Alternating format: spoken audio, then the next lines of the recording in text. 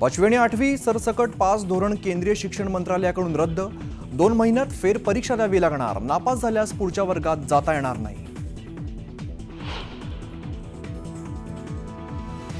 नाराज भुजबळांनी घेतली फडणवीसांची भेट। 8 ते 10 दिवसात पुन्हा भेटून मार्ग काढण्याचं फडणवीसांचं आश्वासन।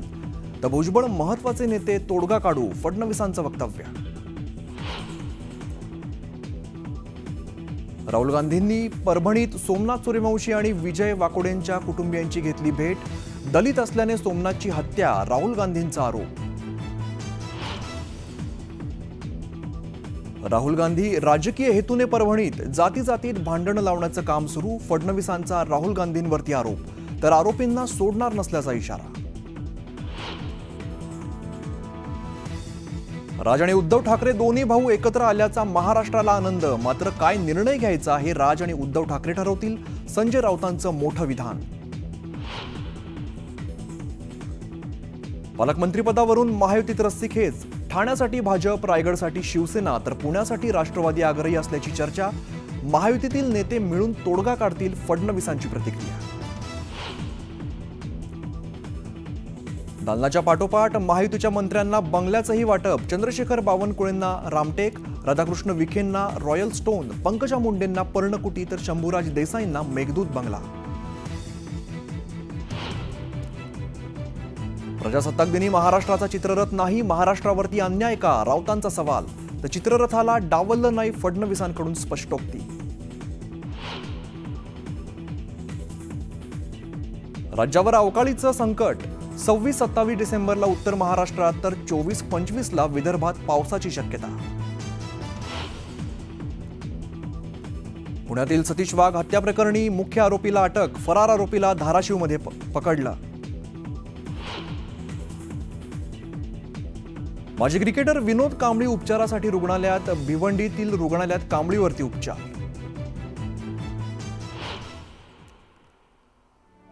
आणि प्रसिद्ध दिग्दर्शक श्याम बेनेगल यांचं निधन। वयाच्या 90व्या वर्षी घेतला अखेरचा श्वास।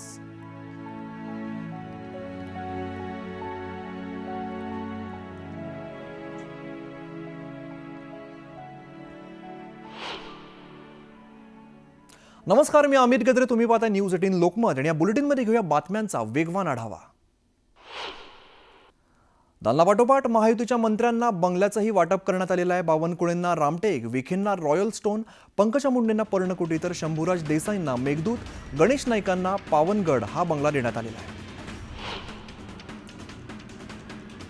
पालकमंत्री पदाबाबत महायुतीत कोणतीही रस्सीखेच नाही, त्यामुळे महायुतीत सर्व काही आलबेल आहे, अशी स्पष्टोक्ती मुख्यमंत्री देवेंद्र फडणवीस यांनी दिली। पुढील 24 तासात पालकमंत्री पदाची यादी जाहीर होणार, तर ठाण्याचं पालकमंत्रीपद उपमुख्यमंत्री एकनाथ शिंदेंकडेच राहणार, अशी माहिती न्यूज 18 लोकमतला सूत्रांनी दिली। गिरीश महाजन यांनी जळगावच्या पालकमंत्रीपदासाठी इच्छुक असल्याची भावना व्यक्त केली आहे, त्यामुळे गुलाबराव पाटील, संजय सावकारे यांच्यासमोर पेच निर्माण झाला। शिवेंद्रराजे भोसले यांनी खासदार उदयनराजेंची भेट घेतली। या भेटीदरम्यान शिवेंद्रराजे भोसलेंना साताऱ्याचं पालकमंत्रीपद मिळावं अशी इच्छा उदयनराजेंनी व्यक्त केली। कोल्हापूरच्या पालकमंत्रीपदावरून महायुतीत सध्या रस्सीखेच सुरू आहे। हसन मुश्रीफ आणि प्रकाश आंबेडकर या दोघांनीही जोरदार फिल्डिंग लावल्याचं समोर येत आहे। तर पुण्याचं पालकमंत्रीपद अजित पवारांना मिळाल्यास या स्पर्धेत चंद्रकांत पाटीलही असण्याची शक्यता आहे।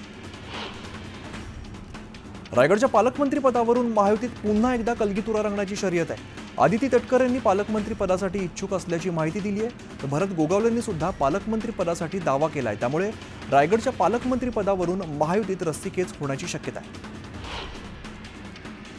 रायगडच्या रोहा शहरामध्ये मंत्री आदिती तटकरे यांचं भावी पालकमंत्री अशा आशयाचे बॅनर झळकत आहेत। कार्यकर्त्यांच्या या उत्साही बॅनरबाजीमुळे चर्चांना उधाण आलंय।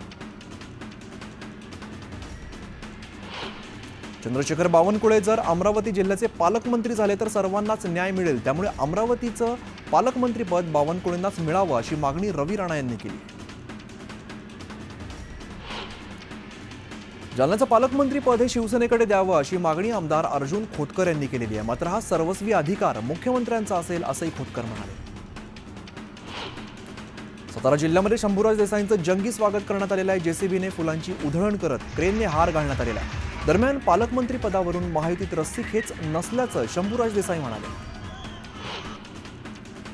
भुजबळांची नाराजी हा आमचा पक्षांतर्गत विषय आहे, आम्ही तो विषय सोडवू असं म्हणत अजित पवारांनी छगन भुजबळांवरती बोलणं थेट टाळलंय. भुजबळांवरती कोणाचा अन्याय झालेला नाहीये, त्यामुळे त्यांची समजूत काढण्याचा प्रश्नच येत नाही असं म्हणत कृषी मंत्री माणिकराव कोकाटे यांनी भुजबळांना घरचा आहेर दिलाय.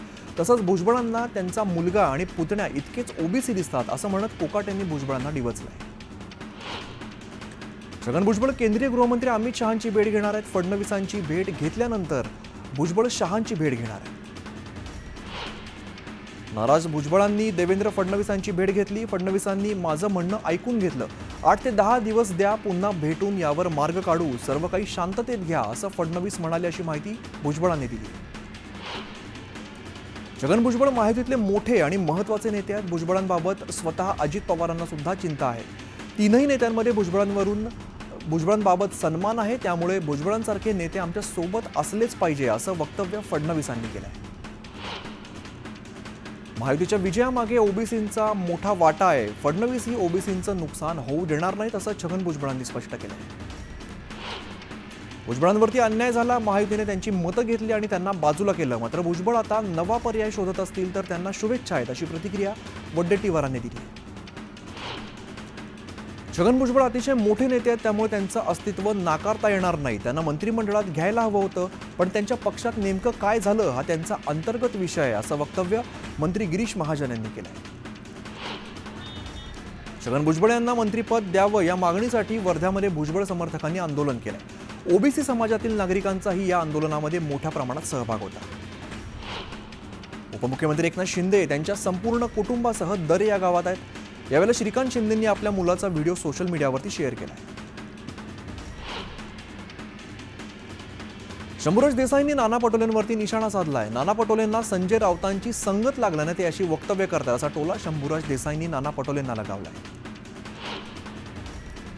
महाराष्ट्राच्या चित्ररथाला डावलण्यात आल्यानं संजय राऊतांनी संताप व्यक्त केलाय. महाराष्ट्रावरच अन्याय का आहे एकनाथ शिंदेंनी फडणवीसांना विचारावं अशी मागणी राऊतांनी केली. महाराष्ट्राच्या चित्ररथाला मागील 4 वर्षांपासून संधी मिळाली, त्यामुळे महाराष्ट्राच्या चित्ररथाला डावलण्यात आलेलं नाही अशी माहिती मुख्यमंत्र्यांनी दिली. परभणीतील प्रकरणातील प्रत्यक्ष परिस्थिती वेगळी असून सरकारने विधिमंडळात खोटी माहिती देत दिशाभूल केली असा गंभीर आरोप नाना पटोलेंनी केला. तर मुख्यमंत्री पोलिसांना वाचवण्याचा प्रयत्न करतायत असा हल्लाबोल सुद्धा पटोलेंनी केला. दापोलीला तब्बल 50 वर्षांनंतर मंत्रिपद मिळाल्याने मंत्री योगेश कदम यांची भव्य अशी मिरवणूक काढण्यात आलेली आहे. यावेळेला मिरवणुकीसाठी उंट, घोडे, ढोल, ताशा यासह पेढे आणि लाडू वाटप कार्यकर्त्यांनी जल्लोष केला. महसूल मंत्रीपदी निवड झाल्यानंतर चंद्रशेखर बावनकुळे यांनी नागपुरातील विभागीय आयुक्त कार्यालयात बैठक घेतली. अधिकारी कर्मचाऱ्यांच्या भेटीगाठी घेत त्यांनी कामकाजाचा आढावा सुद्धा घेतला. ग्रामविकास मंत्री जयकुमार गोरे यांचं सातारा जिल्ह्यात आगमन झालं. यावेळेला त्यांचं जंगी स्वागत करण्यात आलंय. मंत्रिपद मिळाल्यानंतर जयकुमार गोरे यांनी पवई नाक्यावरील छत्रपती शिवरायांच्या पुतळ्याला अभिवादन केलं. काँग्रेसचे नेते अमित देशमुख यांनी संतोष देशमुख यांच्या कुटुंबियांची सांत्वनपर भेट घेतली. दरम्यान देशमुख कुटुंबाला न्याय मिळेपर्यंत आम्ही स्वस्थ बसणार नाही असं आश्वासन सुद्धा दिलं. संतोष देशमुख हत्या प्रकरणातील संजय शिरसाट यांनी पोलीस अधीक्षकांची भेट घेतली. या भेटीनंतर शिरसाट यांनी देशमुख कुटुंबियांची भेट घेऊन सांत्वन केलंय. 28 डिसेंबरच्या आधी पोलीस सर्व आरोपींना अटक करतील असा दावा संजय शिरसाटांनी केलेला आहे. तर या प्रकरणातील तपासासंदर्भात पोलीस अधीक्षकांना सूचना केल्यात अशी माहिती त्यांनी दिली. राज्यमंत्री मेघना बोर्डीकर यांनी संतोष देशमुख यांच्या कुटुंबियांची सांत्वनपर भेट घेतली. यावेळेला संतोष यांना न्याय मिळवून देऊ, सरकार त्यांच्या पाठीशी असा विश्वास मेघना बोर्डीकरांनी दिला. बीडमधील माजी सरपंच संतोष देशमुख यांच्या हत्येच्या निषेधार्थ 9 जानेवारीला महाराष्ट्रातील सर्व ग्रामपंचायती 1 दिवसासाठी बंद ठेवण्यात येणार आहेत. अखिल भारतीय सरपंच परिषदेने हा निर्णय घेतला आहे. राहुल गांधी यांनी सोमनाथ सूर्यवंशींच्या मृत्यू प्रकरणात गंभीर आरोप केला आहे. दलित असल्याने सूर्यवंशींची हत्या करण्यात आली. सोमनाथ सूर्यवंशींना पहिली मारहाण केली आणि त्यानंतर त्यांची पोलीस कस्टडीत हत्या करण्यात आली असा गंभीर आरोप राहुल गांधींनी केला आहे. मुख्यमंत्री देवेंद्र फडणवीसांनी राहुल गांधींच्या परभणी दौऱ्यावरून हल्लाबोल केलाय. राहुल गांधी केवळ राजकीय हेतूने परभणीत आले होते, केवळ द्वेष निर्माण करायचा हाच त्यांचा हेतू होता असा आरोप फडणवीसांनी केलाय. सोमनाथ सूर्यवंशींचा मृत्यू जर मारहाणीमुळे झाल्याचं समोर आलं तर कठोर कारवाई करणार अशी ग्वाही मुख्यमंत्र्यांनी दिलेली आहे. संजय शिरसाटांनी राहुल गांधींवरती निशाणा साधलाय। राहुल गांधी केवळ राजकारण करण्यासाठी परभणीत आलेत। कोण मेलं कोण गेलं याचं त्यांना देणं घेणं नाही, फक्त पक्षाचं भांडवल करायचं आणि ड्रामा करायचा एवढंच त्यांचं ध्येय आहे, असा हल्लाबोल शिरसाटांनी केलेला आहे। तर राहुल गांधींच्या नौटंकीला लोक भीक घालणार नाहीत असा टोला सुद्धा लगावलाय। नारायण राणेंनी राहुल गांधींवरती निशाणा साधलाय। राहुल गांधींना बाबासाहेब आंबेडकर कधी कळले नाहीत, केवळ निळ्या रंगाचे कपडे घातले म्हणजे आंबेडकरवादी होत नाही असा खोचक टोला सुद्धा लगावलाय। राहुल गांधी यांनी परभणीत येत सोमनाथ सूर्यवंशींच्या कुटुंबियांची भेट घेतलेली आहे। यावेळेला राहुल गांधींनी सूर्यवंशी कुटुंबियांचं सांत्वन केलं। परभणीतील सोमनाथ सूर्यवंशी यांच्या मारेकऱ्यांना अटक करा अशी मागणी करत सकल बौद्ध समाजाने रावेरमध्ये मोर्चा काढलाय। तसंच अमित शहांच्या वक्तव्याचा विरोध करत कारवाई करण्याची मागणी कार्यकर्त्यांनी केली।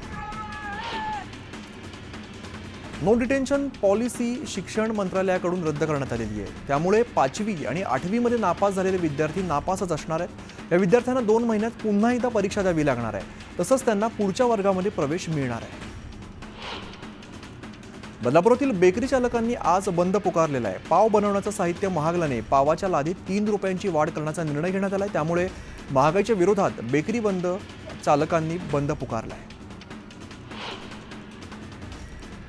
चिपळूणमध्ये महापुरापासून संरक्षण मिळावं यासाठी भव्य बंधारा बांधण्यात येणार आहे। 2005 मध्ये हा बंधारा तुटल्यानंतर तब्बल 20 वर्षांनी पुन्हा बंधाऱ्याच्या कामाचा शुभारंभ करण्यात आलाय। यासाठी 20 कोटींचा निधी उपलब्ध करून दिला आहे। राज्यातील अनेक जिल्ह्यांमध्ये 26 आणि 27 डिसेंबरला पावसाचा अंदाज वर्तवण्यात आलाय। उत्तर महाराष्ट्र, मध्य महाराष्ट्र, विदर्भ आणि पश्चिम महाराष्ट्रात पावसाची शक्यता आहे। टीम इंडियाचे माजी फलंदाज विनोद कांबळी यांची प्रकृती अचानक बिघडली। त्यांना शनिवारी भिवंडी तालुक्यातील कोपर इथे आकृती रुग्णालयामध्ये दाखल करण्यात आले। विनोद कांबळींना बरं होण्यासाठी 4 ते 5 दिवस लागण्याची शक्यता डॉक्टरांनी वर्तवली आहे। कुर्ल्यातील भंगाराच्या गोदामाला भीषण आग लागली आहे। अग्निशामक दलाने आगीवरती नियंत्रण मिळवलं, मात्र आगीच्या भीषणतेमुळे परिसरात भीतीचं वातावरण होतं। येत्या 25 डिसेंबरला येणाऱ्या ख्रिसमस सणानिमित्त ख्रिस्ती बांधवांनी उल्हासनगरमध्ये मोठी रॅली काढली। यावेळेला हजारोंच्या संख्येने ख्रिस्ती बांधवांनी रॅलीत सहभाग नोंदवला आहे।